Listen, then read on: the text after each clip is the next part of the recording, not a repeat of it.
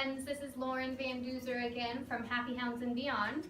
I want to talk to you today about nail trims and how to reduce the stress for everybody. So let's go ahead and get started. The first thing that we want to do is we want to introduce our dogs to the trimmers, whichever type you choose. You can use a Dremel, but you need to know how to use it before you use it. Same thing goes for the clippers. So I'm going to set them both down and just let him get comfortable with them. So if he doesn't immediately go for them by himself, what I'm going to do is just get a couple treats and put him around the items for him to get near him and just encourage him. Good boy, Maple. It's going to take a second to chew his treats. So we just want to give them some time to get adjusted to being around these new items that they haven't seen before or that have caused them stress in the past. Good boy. So anytime he sniffs it by himself, I'm just going to toss him a cookie. So I don't want him to be watching me while we're doing this. I just want him to investigate these items. So you can move him a little bit, and if he goes, then we give him a reward. And then I'll grab the clippers and hold him in my hand. Comes up and sniffs, he gets a reward. So then I'll toss him out to the side, see if he'll go by himself. That's fine, good boy.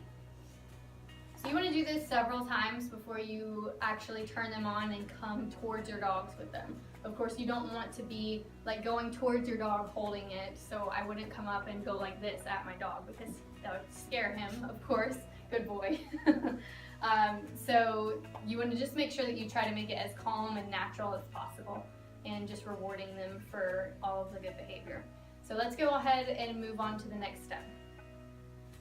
Alright guys, the next step is to have somebody hold your dog for you, and we're going to put the trimmers to one of the toenails and reward them. And we're going to do that in repetition. Alright, so I've got my nail trimmers, I've got my treats, and Amy's holding him for me, so if you'll just hold his head a little bit better, then we are going to pick the foot up, and he already doesn't like that, so I'm not going to force it too much, so just pick the foot up and give him a cookie. So the next step is to let go of the foot, grab the foot again. So we just take it slower. If he's not ready for it, then we're not going to push it. But we're going to do this in lots of repetitions until we can get to the point where we can bring the nail trimmers to the foot and touch one of the toes. So just barely, and he didn't like it, so we're going to try to go a little bit slower. So as you do it in repetition, he'll get used to it, but you got to make sure you're doing lots of rewards because we don't want the opposite effect to happen. Good boy. So we're talking to him as we're doing it too, right? We don't want him to just think, oh, they're gonna come at me with this crazy orange things and they're gonna touch my feet again. So we're trying to make it as stress-free as possible. So we're just teaching him that us holding his foot and holding him still, touching things to his toes, none of that should be something that he's worried about. Good boy. Very good. Yes, he's eating lots of food for this. You can use their kibble. Good boy. I like to mix a little bit of their dog food with a few extra good treats, just to give it a little bit of flavor. So we'll do it again. And you can see he's not pulling his foot away anymore because of the nail trimmers touching it or because of my hand holding it. He's old, so he's having a little trouble standing. That's something to think about too. If you've got an older dog, it's fine for them to sit down. Let's go ahead and move to the next step. Alright, so that last step that we just came from, doing the one toe at a time or touching one toe at a time, we start out with just touching the toe, and then you can start clipping or doing a little bit of dremeling and giving rewards right immediately afterwards. So of course we're going really slow to reduce the stress. So maybe you do one toe, you give them a couple of minutes, and then you do another toe.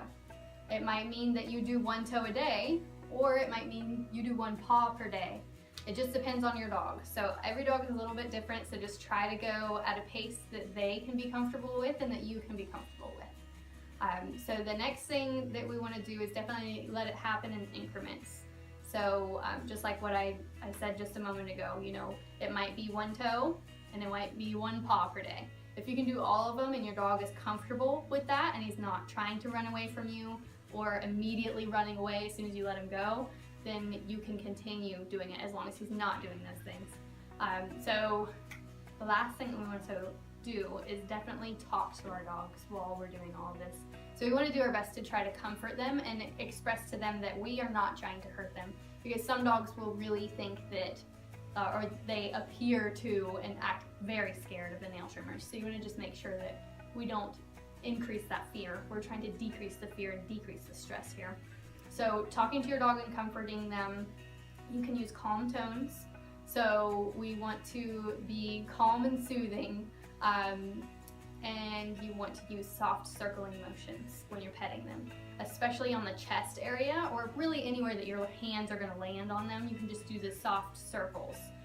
And it can be, sometimes you can use your nails and just be talking to them while it's all going on. We just don't want it to be completely silent and only the humans talking to each other about, oh, well, I gotta get this nail still, hold still dog, I just gotta get this nail. We wanna make sure that we are just being really calm and exuding that energy to our dogs because they feed off of our energy.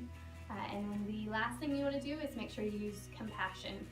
So that ties into everything that I just said, but of course, you just want to be empathetic and make sure that we're not forcing our dogs to do too much at one time.